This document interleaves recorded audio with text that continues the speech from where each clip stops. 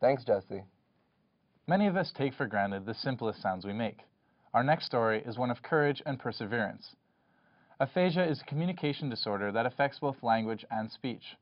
Although more and more people in Quebec are being diagnosed with aphasia, it is still a misunderstood affliction. Our reporter Karine Guillet joins us from Villa Medica Rehabilitation Center with more details. Karine, how can someone suffering from aphasia overcome this disability? Well, David, persons suffering from aphasia can undergo treatment with a speech therapist as soon as their conditions allow them to. But since language is a very difficult function to learn again, the recovery can take up to several months. Here at Villa Medica Hospital, Théâtre Aphasique has found a new way to treat persons with aphasia. As a matter of fact, they're now rehearsing. Let's check it out. Part of the bourgeois. There's two bourgeois. My name is Robin McCauley. I've been born and raised in Montreal. Lived in Outremont most of my life, and I love this city. From looking at Robin, you would not guess that only 2 years ago, he was lying in a hospital bed, close to death. This joyful Montrealer saw his life change upon suffering a serious stroke. My personal life. And I think my eating suffered because I was eating late because of the overtime. Because of the fact that I came home late, I tried to sit up a little later so I get less sleep. And I think all these things, along with the pressure, because I was working in sales initially, but also an assistant production manager, which takes a lot of stress and a lot of demands that are asked for you. And I think that was probably the worst thing I probably did. I didn't realize that it was coming on. I didn't realize how tired it was becoming. And I think I burned the candle at both ends, if you could use it that way. As Robin was recovering from the stroke, he discovered he had yet another obstacle to overcome. The stroke had left him unable to communicate with others. He had difficulty speaking and understanding those around him.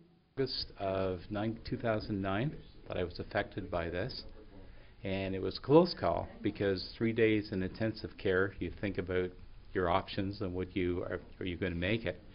It's scary because it attacks your heart, and then it traveled. It was a blood clot that traveled to the brain, so it was scary because it took me a while to get my speech back, and I was afraid at first would I ever get it back. Although aphasia is still relatively unknown to the public, the disorder is affecting more and more people. L'Association québécoise des personnes aphasiques estimates that 4,000 new cases are diagnosed in the province every year. For someone affected by this communication disorder, even ordinary tasks can become a burden. Everyday errands, like a trip to the grocery store, can turn into an embarrassing struggle to express oneself.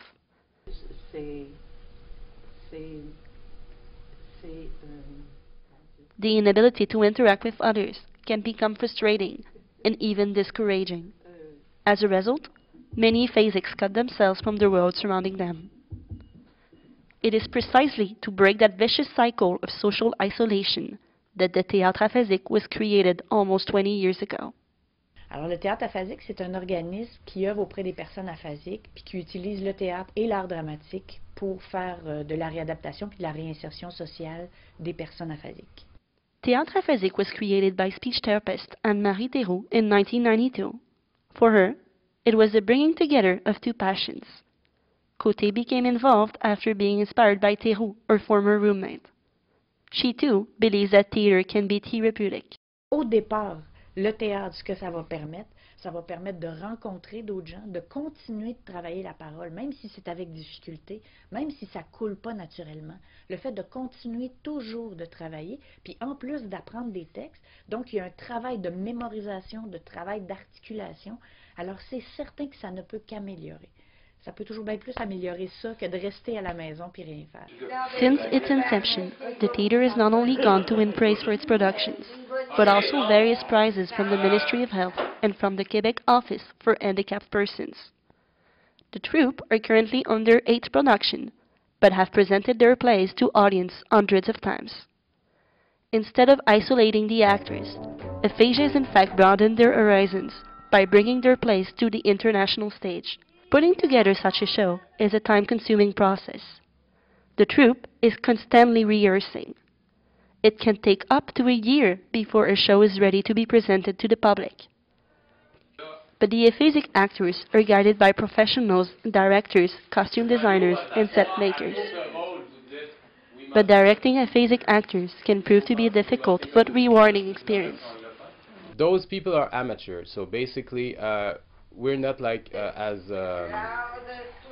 strict. We're more loose with them, with people with aphasia. But basically, we need to go slow. We cannot expect to go like as fast with giving like a hint on what the character is. Or Robin was introduced to the troupe 6 months ago. He heard about the organization from the AQPA. Well, actually, Richard first came to speak to our group. He told us that I had no idea what the theatre was all about, but he made it sound very interesting. The people in this group have been very patient and very understanding, and that's the first thing, because you don't want to stand up and make a fool of yourself. But Richard and the others were so warm that they actually made me feel more comfortable. Robin is currently working on the troupe's latest play, Some Frenzy Killing Games. The play is an adaptation of 3 works by absurdist playwright Ionesco.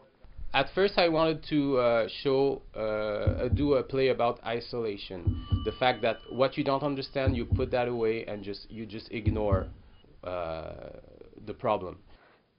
The play is about a mysterious epidemic that causes many casualties in a small town. Due to their paranoia, this leads characters to spontaneously quarantine anyone with the slightest symptoms. The play is the first bilingual production by the troupe.